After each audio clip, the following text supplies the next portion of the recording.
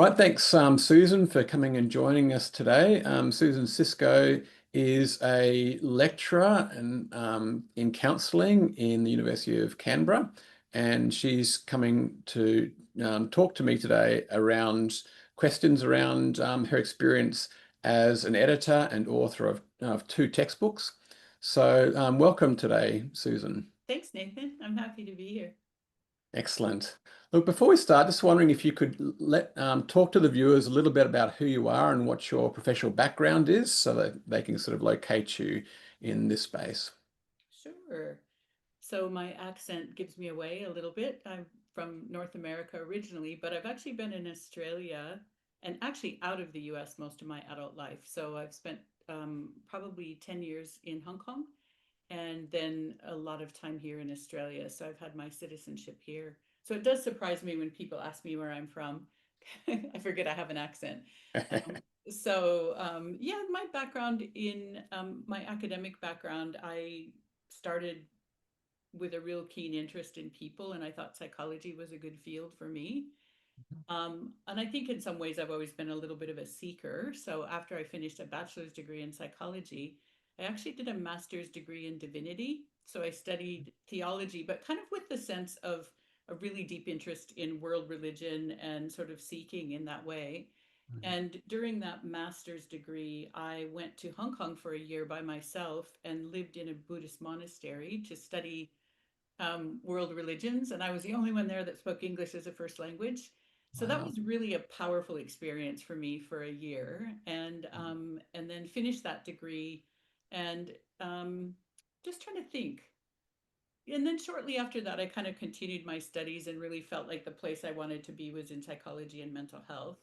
So I did complete a master's degree in counseling psychology. And I did that in Australia as well as doing a graduate diploma in psychology, and then went back to the US for a while and did my PhD in counselor education.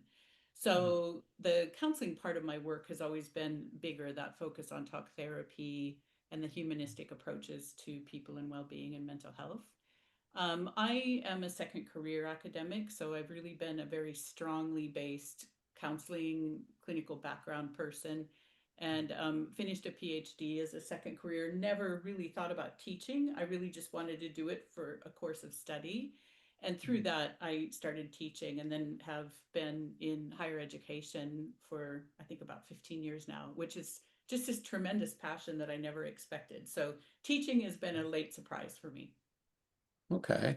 And in terms of your academic sort of positions in Australia, am I right that you're at Griffith University as the discipline lead at some stage? Yeah, the biggest period of my work life was at Western Sydney University, and I worked in the Okay. counseling program, and had some wonderful experiences there. I developed some community clinics that were really important for Hmm. our placement students, but also became really important for community members. That's a project I've been really, really proud of. I was up in Griffith, and I was a program director for their bachelor's program in counseling. And now I'm the discipline lead at the University of Canberra for their really, really big counseling program. So we have Wow. a face-to-face small program, but our really big program is primarily an online hybrid program that's a national program. Okay, wow. I can't imagine you'd have much time for other things given those responsibilities. But it sounds like you've had a very rich heritage, both in practice as well as at several level, like various levels, teaching as well as leadership within the counselling I've been really fortunate. disciplines. Yeah, wow.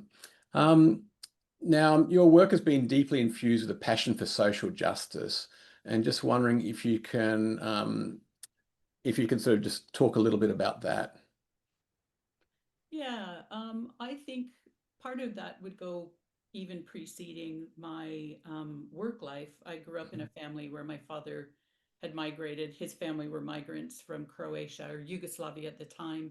And so I was raised by someone that grew up in a lot of poverty, actually, and very, very low socioeconomic. And Mhm. I think it wasn't an overt messaging in my home, but there was always this sense of being aware of others and being aware of caring for others and having that mindfulness.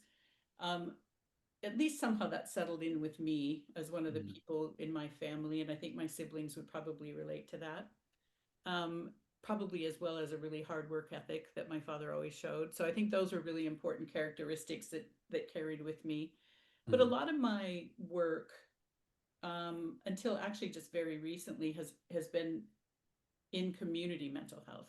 mhm, So I have often been in community settings, both in Australia and in the US, working in really fast paced but low budget sort of environment, serving people that are dealing with a lot of barriers for care. And that's always been the core of what has driven me and motivated me in my work. mhm. Has been really, really meaningful. And so that has then also become a big part of what I think is important in how, as an educator and researcher, preparing our students to go out and have that kind of awareness of diverse populations and that importance of inclusion. Right, excellent. Thanks for that. So now I guess moving into the writing and publishing process, um, I think there's, and you're certainly one of the key people at the forefront of this in terms of the discussion around textbooks and the need for counselling textbooks written from an Australian context.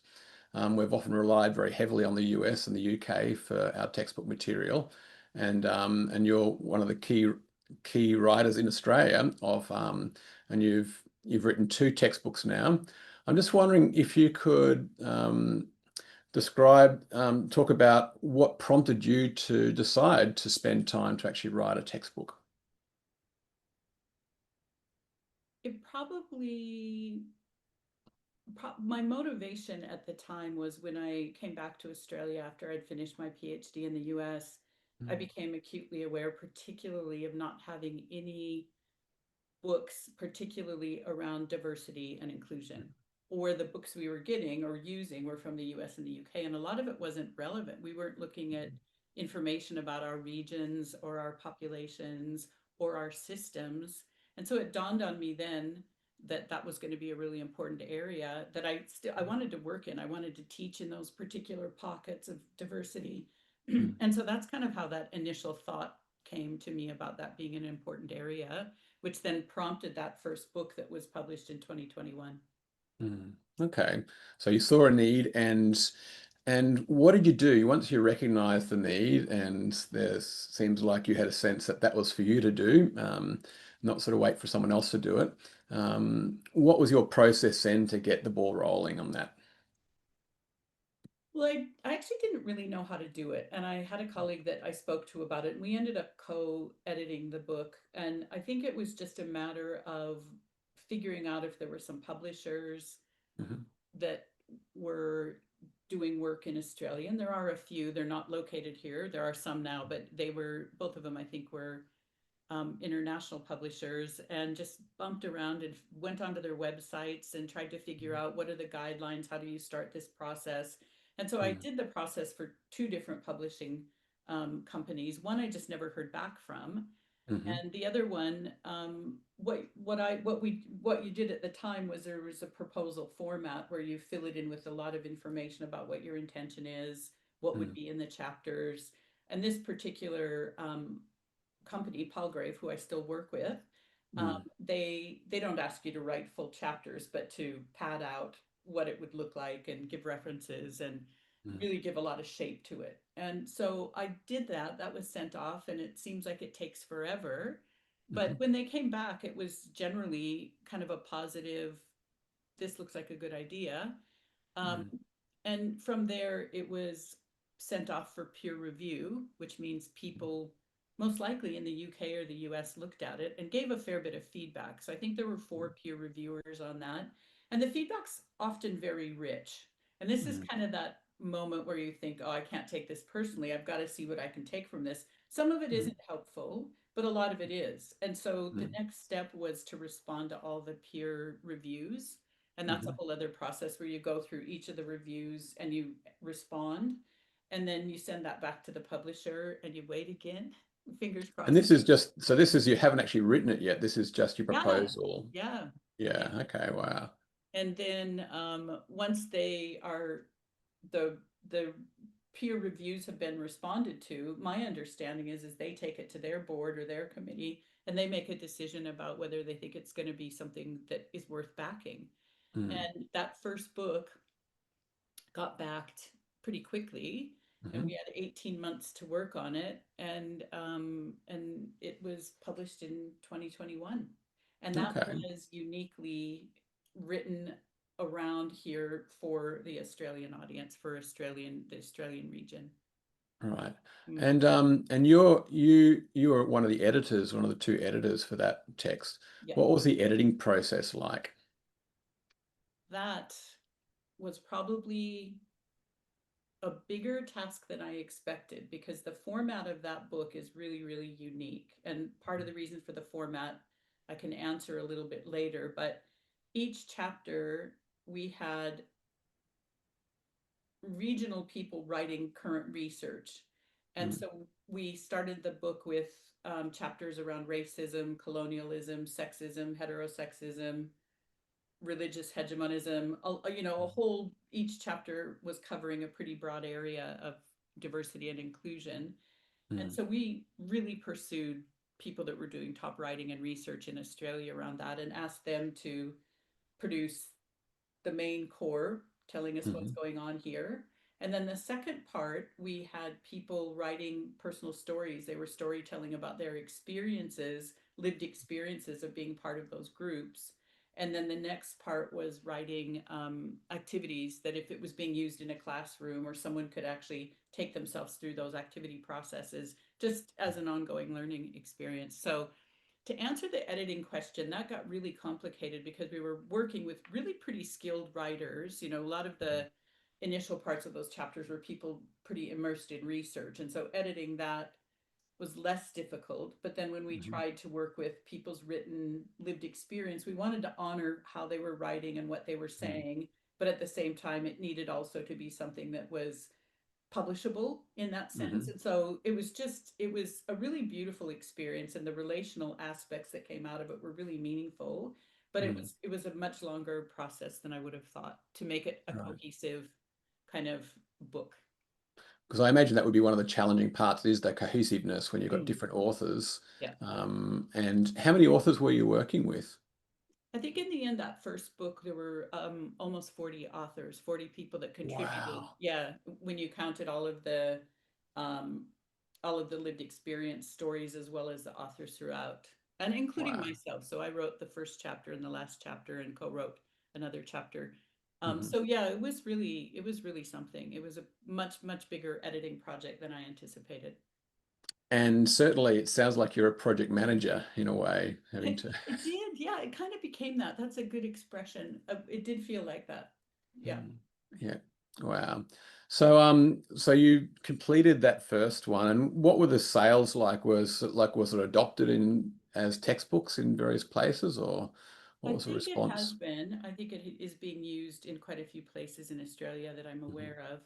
The sales that I know about are only through what is purchased through the publisher. So I mhm. can see the downloads, and the downloads can mean that someone has purchased the entire book as a download or single chapters. All right. And Mhm. to date, that book has sold, or has had, over 51,000 downloads. Wow. Yeah. So it Right. hit something, it hit a market here that must have been, maybe it's other places, downloading, but I'm assuming that a bulk of that would be here in Australia or in our region, that it's Yeah. maybe spoken to what we needed to hear around those topics. Yeah, look, I know for myself when looking at trying to find textbooks or just looking at reading the textbooks that were assigned, which typically came from the US, they're talking about the African American experience. They're talking about American Indians, and it's like, although you want your students to try and, okay, see if you can translate what that would look like here Yeah, in yeah. Australia, but it's still, there's something missing from so it sounds like your textbook might have really found that spot, which that place of need. It was a much greater response than I expected, and it felt really so rich to think I was able to be part of contributing to that, because Yeah. yeah. Yeah. And I notice as you've got another textbook on a very similar topic, and I'm wondering what the difference is between the two. Yes, that's a great question. Well, so second book was published in April. I was an editor of the book. It was published in April of 2025, and again worked with Paul Grave, who now I feel like I've got a little bit of a relationship with. Mm. That book is also talking about cultural responsiveness. So the first book was talking about mainly the essence of the first book was talking about cultural responsiveness, but really focusing on the counselor, the therapist, working with different diverse groups and their own self awareness, their own self reflection as a counselor. So it was really focused on the counselor and the counselor becoming more um, culturally responsive and Mhm. raising that reflectiveness of the therapist. The second book um, is similar. It is about cultural responsiveness, but I wanted to go broader with it. And in saying that, what I wanted to do is to try to look at broader areas like education, research, supervision, um, and then different types of therapies that might be community counseling or rehabilitation counseling or kind of different broader more broad areas of how we are looking at cultural responsiveness. And so that allowed me to look at systems like education systems and where those were holding us from really doing helpful postmodern education with our students, Mm. looking at how we're doing research and how that's impacted by cultural awareness, cultural responsiveness, how we're doing supervision, how we're training our students clinically. So it was kind of a broader approach. And one of the things that seemed really important with that, and you may sort of relate to this, is we've talked about these topics for a long time, Mhm. but then it still feels like no one really knows what to do with them. So, as an Mhm. educator in a couple of the institutes I've worked at in Australia, we're asked to decolonize our work. We're asked to understand and try to indigenize the curriculum. And I Mm. think people have a heart for that, but then there's this idea, but how do we do it? How do we start Mhm. going toward that? And so some of my intention with the structure of the second book was really thinking about how could we put some pieces in place so we really could be accountable to that, not Mm. just talk about it, but actually if we have something in front of us, steps in front of us to actually make change in those areas, it would be um, maybe a helpful manual or more of a Mm. go-to, a guide to how we could actually take some steps toward that. And that was sort of the intention with that book. And is that like for a different audience? Uh, ish. I mean, I think it still would be really valuable in higher education. I think it's Mhm. great for students. I think there's great sections for students. I think it's also really good for educators. And I Mm. do think that professionals in the community would really benefit from it. So I Mm. think yes and no. I think it broadens out maybe a little bit to professionals in the community more than the first book, but it's hard to Mhm. say. Sure. Okay. Um, yes, when I was looking at it, I was thinking, is this like a part B, a second edition? So that sort of help clarify what the difference between the two titles are, the two books are. No, the second book is international. It's more global. So all the authors are across the globe. So Okay. that one isn't just an Australian-based book. That one's Right. got writers from a variety of places. So Okay. Yeah. Um, so if what advice would you give to practitioners or counseling academics who might be interested in publishing or either authoring or editing textbooks for the counseling market in Australia?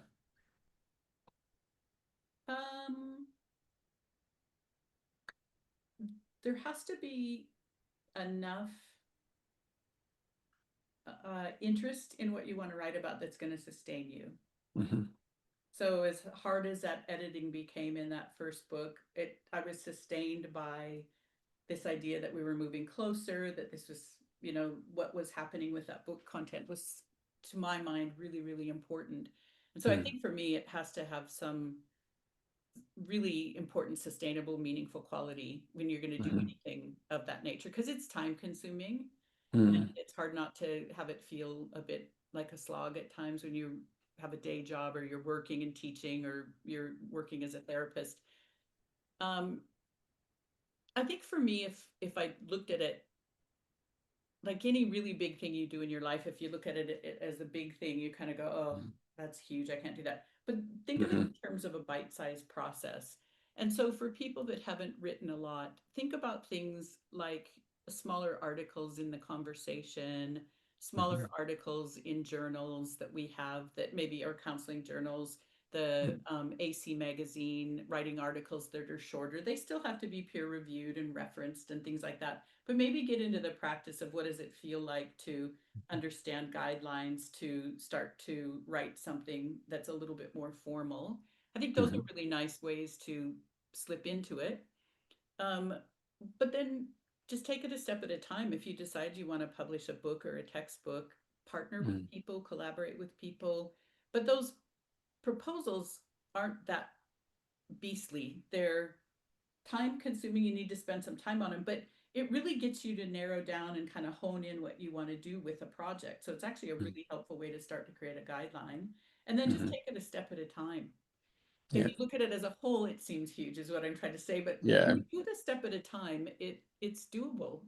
But yeah, it's definitely time consuming, and it does take that drive, that hunger, like that meaning to it. To at least for me, it had to mean a lot. And Sure. So it sounds like two messages there. One is prepare yourself, like start getting some exposure to writing and feedback and peer review processes. So start biting off some big bites there and getting some experience, but also really chunk it down and see each small piece so that you don't get overwhelmed by the enormity of it all. mm, And be prepared for the long haul. Be prepared that it yeah, is actually quite a significant, like when you're describing, I was thinking it sounds like it's almost like the PhD project, that whole huge project where you just have to break it down. yeah, yeah. Yeah. And look, just talking about large projects, I understand that you're thinking about another large project, which is bigger, sounds considerably bigger than the previous projects, books you've been writing. Not just thinking about it, Nathan. Not just thinking about it, you're actually taking It's steps gonna towards happen. it. And yeah, so would you like to tell us what you can tell us about the Well, project you're working on now? Well, what I can say is that because of the success of the first Australian-based book, and Mhm. then kind of the excitement of getting a second book worked on and produced, there was some energy for me to go, this is really fun. I kind of get this now and I'm having fun with it. Um, Mhm. but I wanted, many of my colleagues were saying, now that you've done these two, will you please do an ethics book? And I was Mm. like, oh, yeah, okay, yeah, of course. We don't have an ethics book for counseling in No. Australia. So, and I talked to some colleagues in New Zealand, and I think they had one, but it's about 12 years old. So, but they had one. So I was like, oh, okay, Yeah. an ethics book. And then someone approached me and said, well, I do think we also maybe need to be looking at something around our placements and our internships and books that are kind of relevant to kind of what we're doing. I'm going, oh, okay. So about a year ago, I think it was October a year ago, I sent an email to the publisher and this commissioning editor who I've now worked with for about 5 or 6 years. And Mhm. I said, just sent an email and I said, hey, I'm thinking about this. What do you think about a textbook series in Australia? Mhm. And what I proposed was just 3 books. Let's start with 3 books. And I talked to quite a few people and I thought we could collaborate on it. And I Mhm. didn't hear and I didn't hear and I didn't hear. And then about 6 months later, I wrote again. And that was kind of uncommon. So I thought, oh, that's maybe it's a no. Mhm. And then I Yeah. just wrote back and I said, hey, I just wondered if you got my email. And he said, well, interestingly, he said it's been a point of discussion because we think it's a good idea, but we're trying as an international publishing place not to do regional things. We're trying to do global things. Mm. And so I said, oh, and I thought it was kind of a no. And he said, what I really think could get this across the line would be to broaden the region. So it can't Mhm. just be Australia based. And that was great because I really wanted to do something broader and Mhm. consider our colleagues in New Zealand. And so they said, could you approach this from more of a Oceania regional thing? And I was like, yeah, I think I can do that. I think that, it's going to be that much more work, but sure, I think I Mhm. can. And then they said, and would you consider 10 books, more Mhm. books? And I was like, 10. yeah. And I was like, that is Wow. no, no. So we kind of finished that conversation and I was like, I just can't, I can't, and I was just kind of thinking, this is impossible. So I spent Mhm. from January to approximately June of this last year, kind of doing a cross study of bachelor and master level courses in counseling and psychotherapy across Australia and New Zealand to try to look at how many titles, course unit titles that we had were the same and tried to Mhm. distill it down. And see how I could put things together. And I did kind of come up with 10 that were pretty broad that I think would fit most of our curriculum. Mm. And I started to reach out to, I think there might be 5 universities in New Zealand, but I've spoken to 4 and spoke to all of the heads of schools, started to do that across Australia, mentioned it at the NHCPE, our sub research committee. It was mentioned there, and I've talked to Mm. ACA and have a meeting with PACFA coming up. But just to try to get a general sense of what people thought about the idea, and then Mm. specifically asked academics as they were approaching me. So I ended up sending a proposal that ran about, I don't know, maybe 50 pages, showing the due diligence of what we need in this area, Mm. listed all of the academics that put their hand up and said, look, I do have an interest and I would be willing to be a writer in this. And Mhm. I'd sent that off in June of this year and just really wasn't sure. And Mm. within some weeks, they said, this is going off to peer review. Mhm. Got the 4 peer reviews back. 3 of them were like, smashing idea. This is great. What about this? What about this? There was one peer review that was highly critical. And some of the things I couldn't respond to, they were asking for just too many specifics that you wouldn't put into a proposal. But Mhm. it was some of it was really helpful feedback to help me hone in. So once Mm. again, I had to go into that practice of responding to all of the peer review feedback, sent that off. And about maybe 2 or 3 weeks ago, I was sent an email by the commissioning editor of Palgrave that said, Mhm. this has gone in front of the board and it's an enthusiastic approval. So I was Mm. like, oh, this is on. so Wow. so we are now in Australia in a position, well, Oceania in a position to now Mm. create a textbook series that is really going to be regional, which I'm very, very excited about. And what sort of time frame had they given you? Well, I have some meetings coming up, so I'm Mhm. not committed with time frames yet. On average, they've given me about 18 months when a book's been written.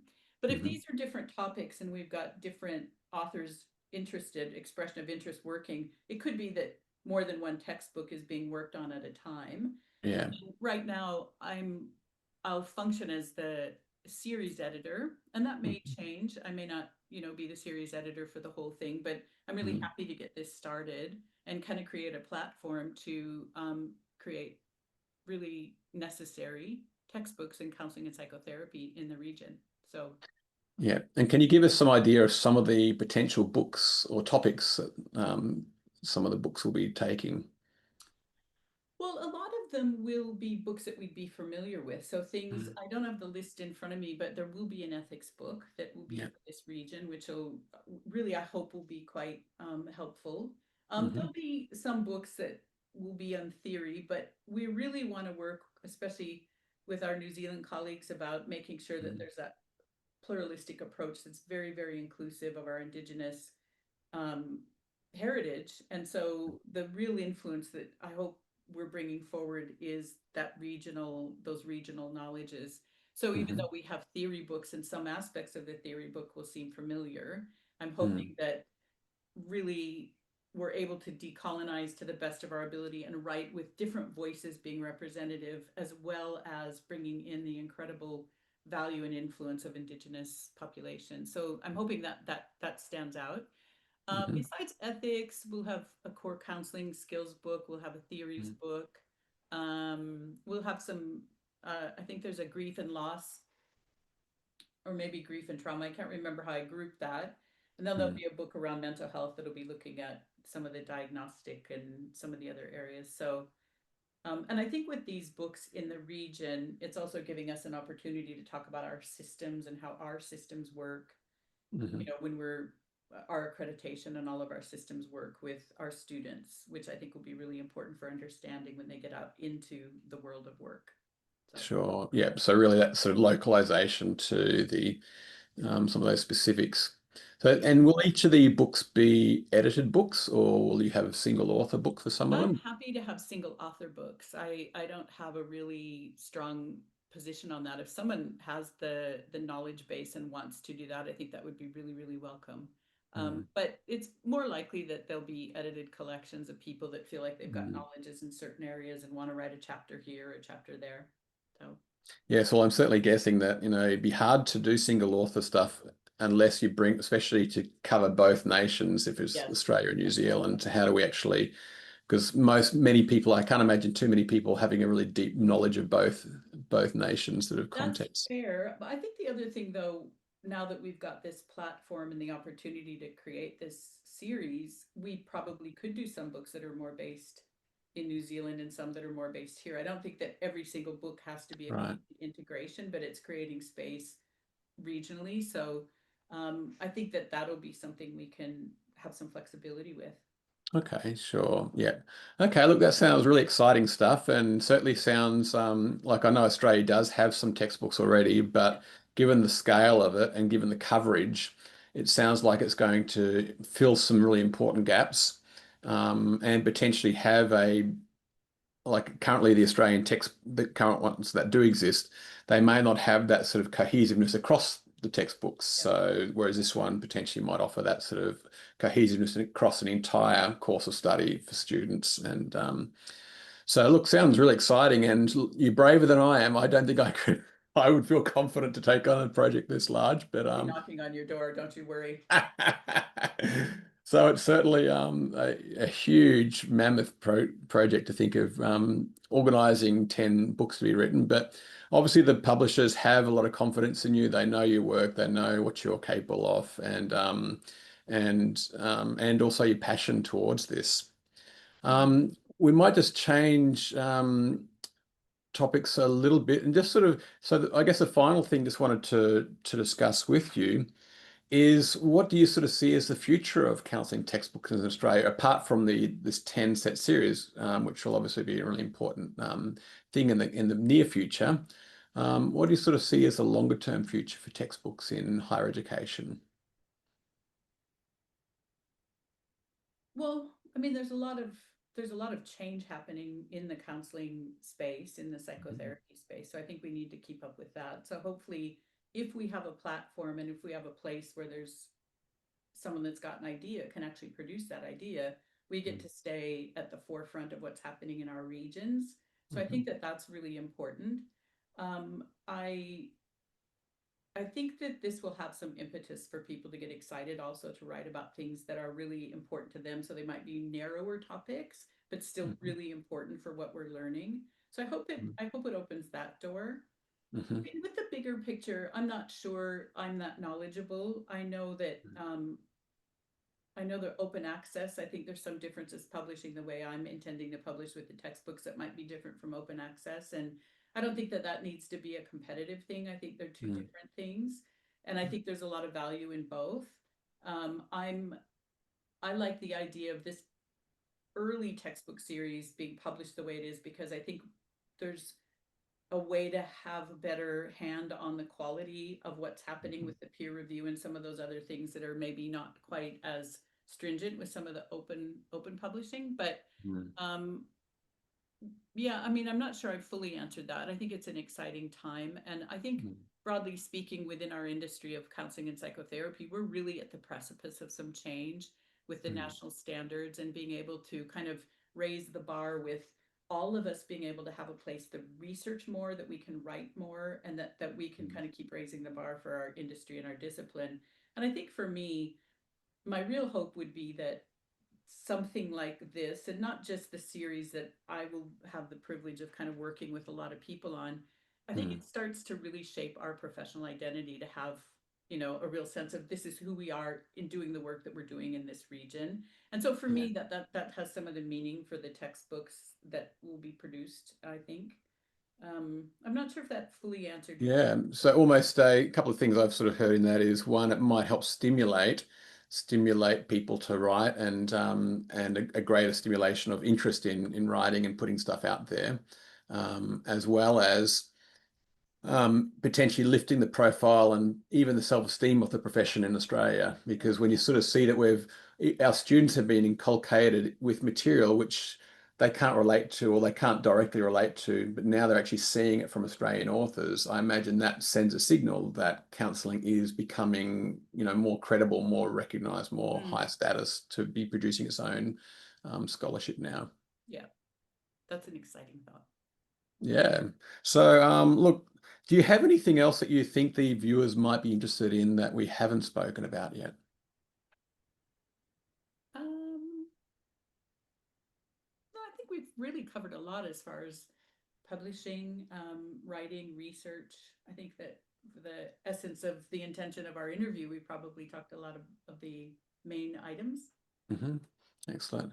Okay. Well, look, yeah, I certainly think we have certainly covered a lot, and certainly I think you've brought some fresh perspectives really around the editing process and also the multi-volume or what we call multi-book sort of project and taking it there. I certainly I think this is such a new thing for Australia that it's probably going to take people a little while to get their heads around around this. But I've certainly been part of some of those conversations with you, and it sounds, from what I gather, you need to be a very collaborative person and make connections with people, not just in Australia but also in New Zealand. I was talking to some academics recently from New Zealand, and they said, "Oh, we were talking to Susan the other day around this new textbook, and they're really excited about it." So it's certainly very much in line with the counselling spirit of collaboration Yes. and working with people and trying to invite them forward to bring stuff and contribute and that sort of stuff. So really exciting stuff, and might also